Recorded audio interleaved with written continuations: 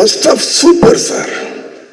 Sir ஒரு படம் எப்படி பண்ணணும் உங்ககிட்ட இருந்தால் சார் கற்றுக்கணும் அப்படிலாம் சொல்லிட்டு இருக்கேன். அதெல்லாம் கேட்டுக்கிட்டு இருக்காரு. செகண்ட் ஹாஃப் கொஞ்சம் சரியில்லை சார் அப்படின்னு சொன்னா, சார் நான் சாப்பிட்டுக்கிட்டு இருக்கேன் அப்படின்னாரு. அது வரைக்கும் கேட்டுட்டு இருந்தவர் நான் சாப்பிட்டு இருக்கேன்னு சொல்லலை. செகண்ட் ஹாஃப் ஒரு மாதிரி இருக்கு சார். இவ்வளவு 5 நாளைக்கு முன்னாலே அந்த ஃபர்ஸ்ட் காப்பி பார்க்குறேன் நான். சார் இப்படி இந்த மதங்கள்ல இந்த நம்பிக்கையெல்லாம் கிடையாது சார். அதுவும் ஒரு தகப்பனே தன் பிள்ளைய இது பண்றதுலாம் சார் நான் சாப்பிட்டுட்டு இருக்கேன், அப்புறம் நான் கூப்பிடுறேன் சார் அப்படின்னு கட் பண்ணிட்டார். அப்புறம் கூப்பிடவே இல்லை. ஆனா படம் ரிலீஸ்க்கு பிறகு எல்லாரும் வச்சு செஞ்சாங்க. எது சொல்றேன்னா, இந்த நம்ம சொல்றத ஃபீட்பேக் அவங்க எடுத்துக்கிட்டு அதை மாற்றி இருக்கலாம். அதுக்கு டைம் இருக்கு, 5 நாள் டைம் இருக்குது. அத்தனை விமர்சனங்களும் நான் சொன்னதை சொல்லியது இந்த படத்துல. அதுக்கு சொல்ல வந்தேன் நான். அவங்களுக்கெல்லாம் இந்த விமர்சனங்களை தாங்கிக்கிற தைரியம் இல்லை, பக்குவம் இல்லை. இதே நான் இன்னொரு பெரிய இயக்குனர் ஒரு கதை சொல்றாரு. கதை சொல்லி முடிச்ச உடனே அவரை எந்திரிச்சு கட்டி பிடிச்சுக்கிட்டேன் நான். இங்க வந்திருக்காரா?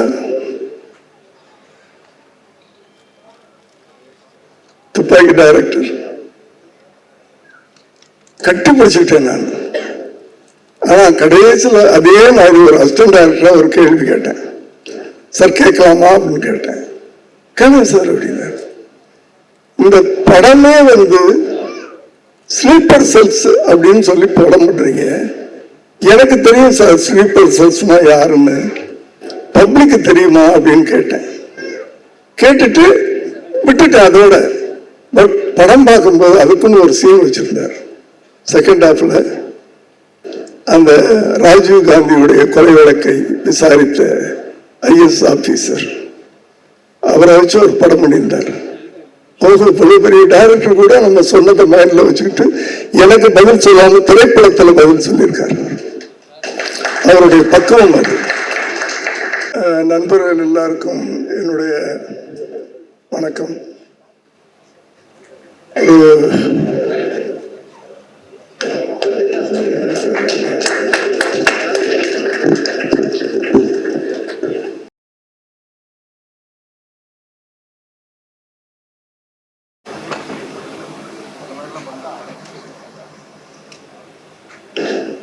வணக்கம்.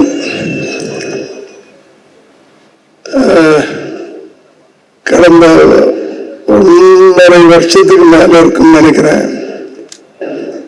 ஈவினிங்ல நடக்கிற எந்த விழாக்குள்ள நான் கலந்துக்கிறது கிடையாது. எக்ஸப்ட் இப்ப சமீபத்தில் நடந்த கலைஞர் நூல், அதனால 7.25 போயிட்டேன் நான். காரணம் கலந்துக்க கூடாது அப்படின்றதில்ல, கலந்துக்கக்கூடிய என்ன சொல்றது ஒரு பிரின்சிபலான லைஃப் கடைசி காலத்தில் வாழ்ந்துகிட்டு இருக்கேன் நான். 7:30 மணிக்கு டின்னர் முடிச்சிடுறது, ஒரு 1 மணி நேரம் இந்த பழைய படங்களை பார்க்கறது, அதுக்கப்புறம் 9 மணிக்கு படுத்துறது, 4:30 மணிக்கு எந்திரிச்சு ஏதோ ஒரு உலகத்தில் இருக்கிறது. இப்படி ஒரு வாழ்க்கையில ஒரு லைஃப் ஸ்டைலை மாத்திக்கிட்டேன் நான். இதுல 1 நாள் மிஸ் ஆனா கூட ஒரு 3 நாள் 4 நாள் அது இடிக்கும். அதனால நம்ம உடம்பை நம்ம தானே பார்த்துக்கணும். ஆனால் இந்த எழில் அவர்கள் கூப்பிட்டப்போ என்னால் மறுக்க முடியல. அது மாத்திரம் இல்லை, எப்படியாவது அதில் கலந்துக்கிறோம்னு நினைச்சு ஒரு ஷூட்டிங்ல இருந்தேன். அது 6 மணிக்கெல்லாம் முடிக்க சொல்லிட்டு வீட்டுக்கு போய் குடிச்சிட்டு ஓடியாரேன். எழிலை பத்தி எல்லாரும் சொன்னாங்க. நான் கூட பழகியிருக்கேன். அந்த படம் அவர் பண்ணின அந்த காலகட்டத்தில் அவரோட நான் பழகியிருக்கிறேன். அப்ப இருந்து இப்ப வரைக்கும் ஒரே மாதிரி வெற்றியிலும் சரி, கொஞ்சம் தோல்விப்பட்ட காலங்களிலும் சரி, மறுபடியும் வெற்றி கொடுத்த காலங்களிலும் சரி, ஒரே மாதிரி பழகக்கூடிய ஒரு நல்ல இதயமுள்ள ஒரு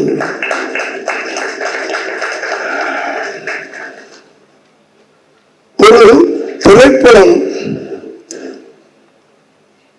ஒரு வெற்றி பெறுது அப்படின்னு சொன்னால் முதல்ல அந்த கரு கண்டென்ட்னு சொல்லுவாங்க, அந்த கரு நல்லா இருக்கணும். அதை யாரு நடிச்சாலும் வெற்றி பெறக்கூடிய அளவுக்கு திரைக்கதை அமைக்கணும். யார் நடிச்சாலும் அதான் நான் சொல்றேன். நான் அதுதான் ஒரு சிறந்த திரைப்படம். அப்படிப்பட்ட என் மகன் விஜயுடைய வாழ்க்கையில் எத்தனையோ படங்கள் பண்ணியிருக்கிறாரு. ஆனால் துள்ளாதவனமும் துள்ளும் ஒரு படம் அவர் வாழ்க்கையில ஒரு மைல் ஸ்டோன். ஒரு 10 படம் இருக்குது. இப்படி மைல் ஸ்டோன் கொடுத்தவங்க இங்க 2 பேர் இருக்கிறாங்க என் கண்ணுக்கு எதிர.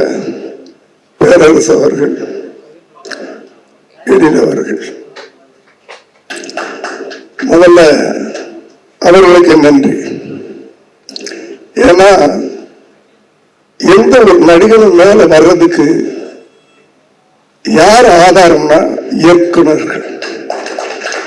அதை நான் எங்க வேணாலும் சொல்லுவேன், அடிச்சு சொல்லுவேன். அப்படியாப்பட்ட ஒரு திரைக்கதை இந்த கதை. அடுத்து அப்பெல்லாம் வந்து நான் நல்ல ஞாபகம் இருக்கு, சௌத்ரி சார் ஒரு நாள் என்னை கூப்பிட்டு, கூட நான் ஒரு பையன் அனுப்புறேன் கதை கேடியா அப்படின்னாரு. சாலி கிராமத்து வீடு. அவர் வந்து அந்த கதை சொன்னாரு. உடனே நான் வந்து அவர் போய் சேர்ந்திருப்பாரோ இல்லையே தெரியல சௌத்ரி சார் ஆபீஸ்க்கு. நான் போன்லயே சொல்லிட்டேன், எப்ப வேணும் சார் டேட் அப்படின்னு கேட்டேன். இந்த படத்தை நான் மிஸ் பண்ண மாட்டேன், எப்ப வேணும்னு கேட்டேன். அப்படி அந்த கதையின் மேல எனக்கு ஒரு நம்பிக்கை. அவர் பண்ணியிருந்த ஸ்கிரீன் பிளே நான் அந்த முழு கதை கேட்டேன். அப்பெல்லாம் வந்து நான் வந்து விஜயோட மற்றவங்களாம் சொல்லுவாங்க, என்னென்ன 1008 கதைகள் சொல்லுவாங்க என்னை பத்தி. நான் கதை கேட்கும்போது விஜய் அப்பாவா கேட்கறது இல்லை. ஒரு சாதாரண பப்ளிக் படம் பார்க்கிற ஒரு பப்ளிக்கா தான் அந்த கதையை கேட்பேன். நான் அப்படி ஒரு பப்ளிக்கா 1-2 கேள்விகள் கேட்பேன். அந்த கேள்வி கூட ஒரு அசிஸ்டன்ட் டைரக்டர், சின்சியரான ஒரு அசிஸ்டன்ட் டைரக்டரா கேட்பேன். ஜாலியா அடிக்கிற அசிஸ்டன்ட் டைரக்டரா இல்ல, ஒரு சின்சியரான அசிஸ்டன்ட் டைரக்டர். என்ன அழகுன்னா, இந்த கதை ஜெயிக்கணும், நம்ம டைரக்டர் ஜெயிக்கணும்னு நினைக்கிறதெல்லாம் சின்சியரான அசிஸ்டன்ட் டைரக்டர். அப்படி ஒரு சின்சியரான அசிஸ்டன்ட் டைரக்டரா நான் எல்லாத்துட்டையும் கதை கேட்கிற எல்லாத்துட்டையும் கேள்விகள் தான் கேட்டு அனுப்புவேன். அதுக்கு சால்வ் பண்றது அவங்க இஷ்டம், அதை ஏத்துக்கிறது அவங்க இஷ்டம். இல்ல இல்ல நான் இப்படிதான் பண்ணுவேன்னு சொல்றது அவங்க இஷ்டம். அப்படி அதெல்லாம் வந்து ரொம்ப ஈஸியா எடுத்துக்கிட்டு படம் பார்க்கும்போது இந்த கேள்வியெல்லாம் கேட்டோமே படத்துல இல்லையே, அப்ப அதை உள்வாங்கி இருக்காருன்னு அர்த்தம். அப்படி பட்ட ஒரு இயக்குனர் இன்னைக்கு இத்தனை வருஷம் கழிச்சும் அவர் திரையுலகத்தில் இருந்துகிட்டு இருக்காரு பாருங்க. அதுக்கு ஒரே ஒரு காரணமா நான் நினைக்கிறது, பைபிள்ல ஒரு வார்த்தை இருக்கு, எவன் ஒருவன் தன் தாயை உயர்த்துகிறானோ அவனை நான் மென்மேலும் உயர்த்தி கொண்டே இருப்பேன் அப்படின்னு கடவுள் சொல்லியிருக்காரு. இறைவன் சொன்னதா சொல்லியிருக்காரு. அது எல்லா வேதத்திலையும் சொல்லியிருக்கேன். எனக்கு தெரிஞ்சது பைபிள் வார்த்தை. நான் அதை பார்த்துதான், ஏன்னா எங்க அம்மா நான் 23 வருஷம் கூட வச்சு அந்த கடைசி நேரத்தில் நான் ஆஸ்பத்திரிக்கு என் கையால் தூக்கிட்டு போனேன். அதனால தான் நான் நல்லா இருக்கிறேன், என் பிள்ளை நல்லா இருக்கிறேன், எங்க குடும்பம் நல்லா இருக்குது.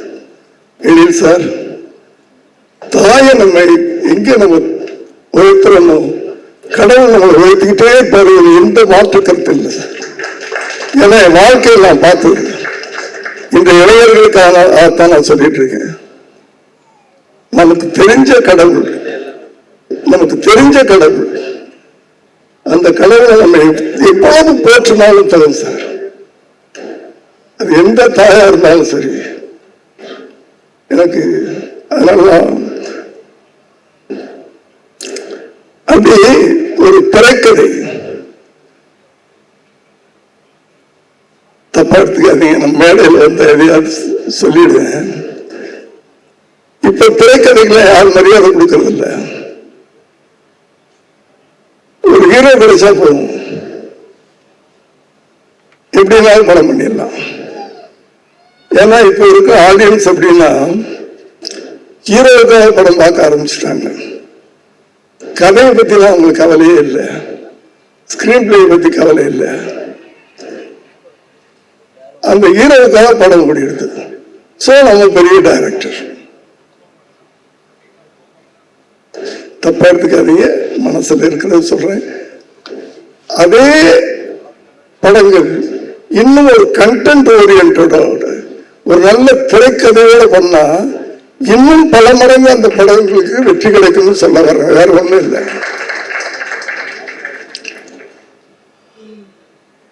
சமீபத்தில்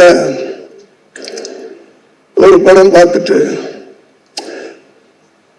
போன் பண்ணி அவரை பாராட்டுறேன், பாருங்க ஃபர்ஸ்ட் ஆஃப் சூப்பர் சார்.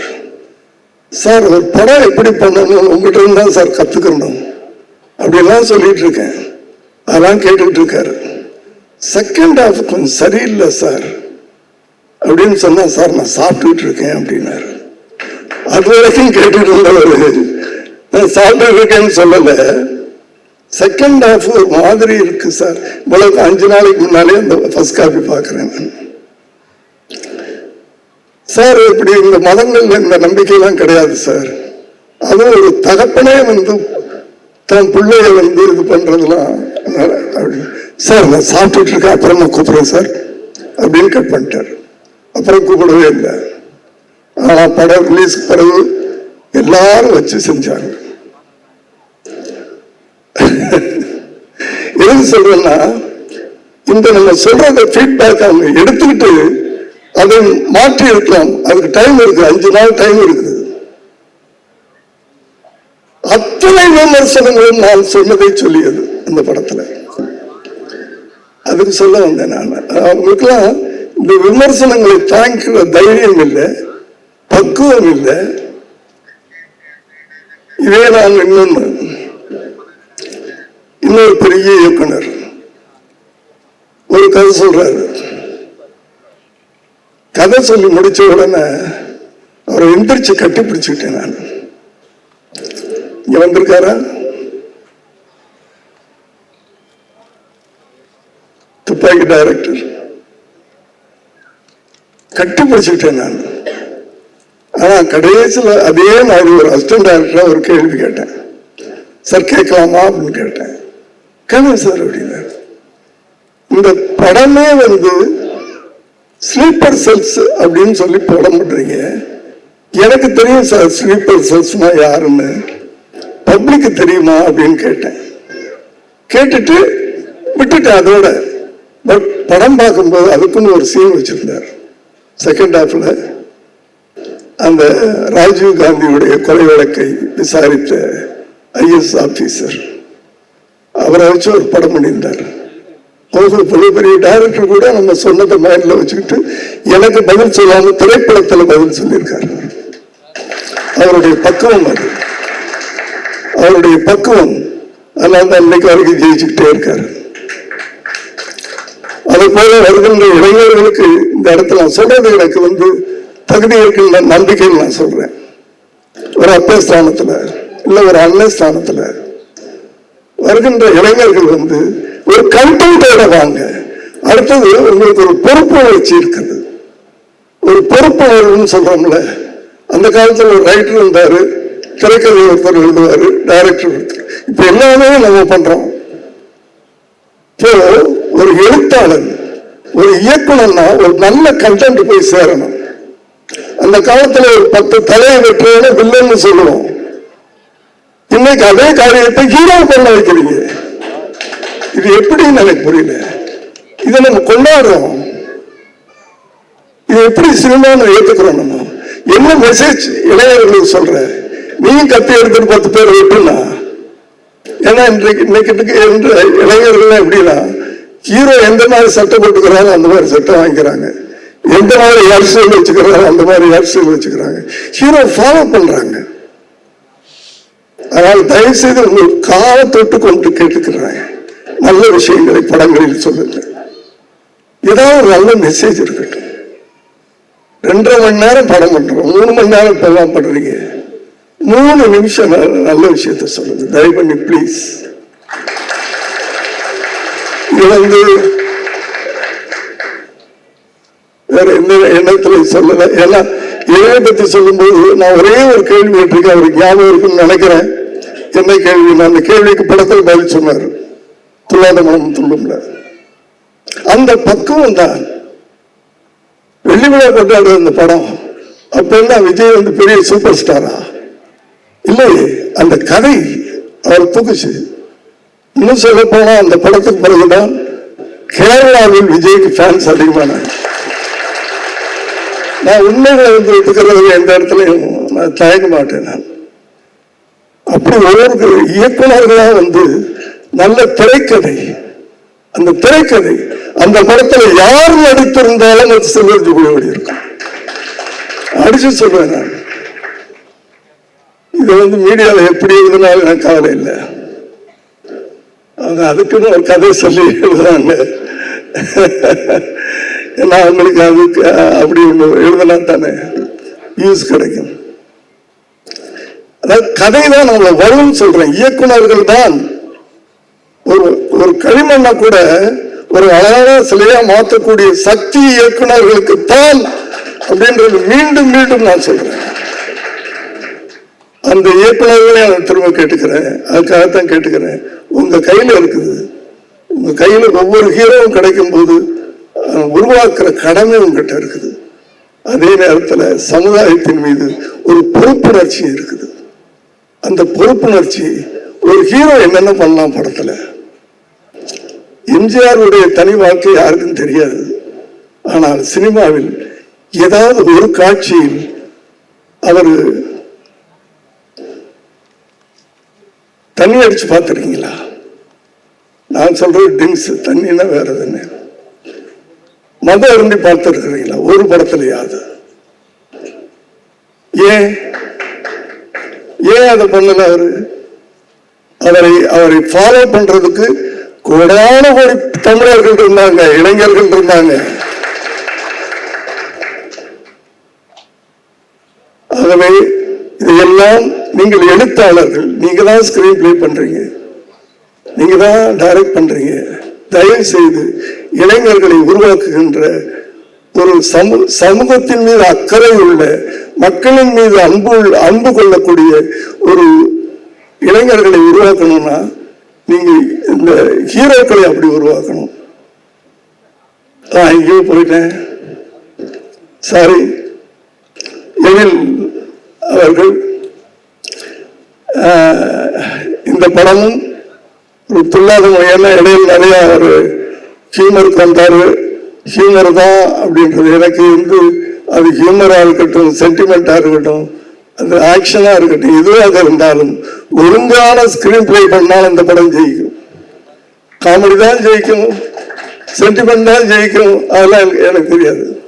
நீ அந்த 2.5 மணி நேரம் ஆடியன்ஸ் அங்கேயும் இங்கேயும் திரும்ப விடாம நீ ஸ்கிரீன் பிளே இருந்ததுனால் இன்னைக்கு எத்தனை படங்கள், சின்ன படங்கள் சமீபத்தில் அப்படி அதுல என்ன பெரிய ஸ்டார் இருந்தாங்களா?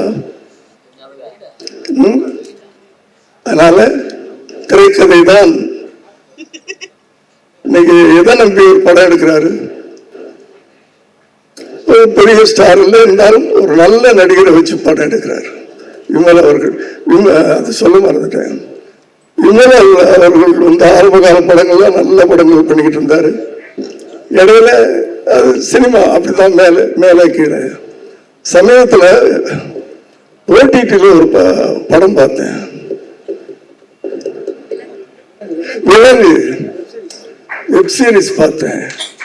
என்னடா இவ்வளவு பெரிய நடிகனை சினிமா விட்டு வச்சிருக்க, எப்படா அந்த நடிகனை விட்டாங்க அவங்க? இவ்வளவு இயற்கையா, இவ்வளவு சாதாரணமா ஒரு கதையை எழுத்துட்டு போறாரு. இவ்வளவு பெரிய நடிகனை நானே ஏண்டா விட்டு வச்சேன் இத்தனை வருஷமா அப்படின்னு நான் ஃபீல் பண்ணேன். அப்படி ஒரு நல்ல நடிகனை வச்சு படம் பண்ணியிருக்கிறீங்க. நிச்சயம் அந்த படம் உங்களுக்கும் சரி, அதில் சம்பந்தப்பட்ட அனைவருக்கும் சரி ஒரு பெரிய வெற்றியை கொடுக்க வேண்டும் என்று எல்லாம் வல்ல இறைவனை வேண்டி விரும்பி கேட்டுக்கொள்கிறேன். நன்றி, வணக்கம். கொஞ்சம் டைம் எடுத்துக்கிட்டேன், I am sorry. Thank you so much, sir.